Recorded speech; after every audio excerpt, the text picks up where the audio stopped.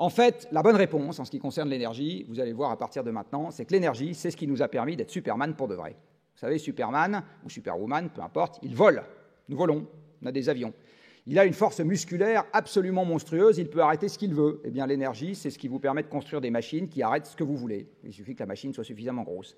Le Superman, il a la possibilité de voir très loin. Eh bien, grâce à l'énergie, on fait des engins, on fait des prothèses oculaires qui nous permettent de voir très très loin. Ça s'appelle des satellites ou des télescopes, etc. Donc, en fait, l'énergie, c'est ce qui nous a permis d'être Superman pour de vrai. C'est ça que je vais vous expliquer à partir de maintenant. Et c'est bien pour ça que la drogue est si douce et que c'est si difficile de s'en passer.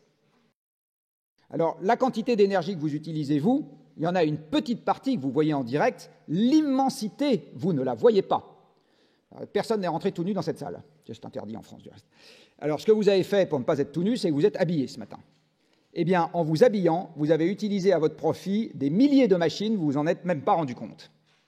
Tous ceux qui ont des fibres naturelles, du coton, du lin, etc., ont utilisé, sans s'en rendre compte, des tracteurs, des moissonneuses-batteuses, des machines qui ont entreposé ça dans des silos, des camions qui ont transporté ça jusqu'à des filatures, des usines de produits chimiques qui ont fait la teinture, etc. Vous vous en êtes même pas rendu compte, mais vous avez utilisé tout ça à votre profit. Si vous êtes vêtu avec des fibres synthétiques, donc tous les polis machins chouettes, eh bien, vous avez utilisé des dérivés du pétrole. Donc vous avez utilisé, sans vous en rendre compte, une plateforme pétrolière, une raffinerie, un vapocraqueur, etc. Je pourrais vous décrire tous les actes de la vie courante que vous faites jusqu'à ce que vous soyez rentré dans cette salle. Chacun de ces actes exploite des milliers de machines, des dizaines de milliers de machines à votre profit. Mais vous ne vous en rendez pas compte. Et l'énergie que vous utilisez, elle est essentiellement là. Je prends un tracteur. Eh bien, un tracteur, il a la même puissance mécanique que quelques centaines de paires de jambes. Donc je donne un tracteur à un agriculteur et je peux évacuer des champs, quelques dizaines à quelques centaines d'agriculteurs qui s'y trouvaient aussi, et leur faire autre chose, c'est-à-dire ouvriers, puis employés de bureau et étudiants à Sciences Po. Un engin de travaux publics, il développe la même puissance que quelques milliers de paires de bras. C'est grâce à ça qu'aujourd'hui, on fait les ronds-points magiques en quelques mois ou en quelques semaines, ou même parfois en quelques jours, alors qu'avant, il fallait des années de travail avec les pelles et les pioches pour arriver au même résultat. Un camion développe la même puissance que 4000 fois les jambes du conducteur.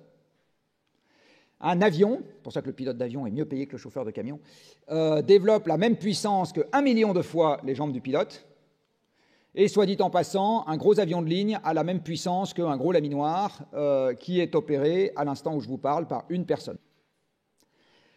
Si je supprime le laminoir de Fos-sur-Mer et que je dis je vais prendre des gens qui tapent sur des tôles avec des marteaux pour arriver au même résultat, eh bien je prends toute l'Île-de-France, vous compris, moi compris, je nous donne des marteaux et on tape sur des tôles toute la journée, c'est tout ce qu'on fait, pour remplacer un laminoir conduit à l'instant où je vous parle par une personne.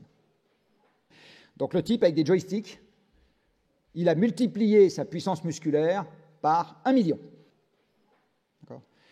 Donc voilà à quoi ça sert l'énergie. Ça sert à mettre en mouvement ces monstres de métal, de plastique et de pierre qui sont capables d'avoir fait de nous Superman pour de vrai.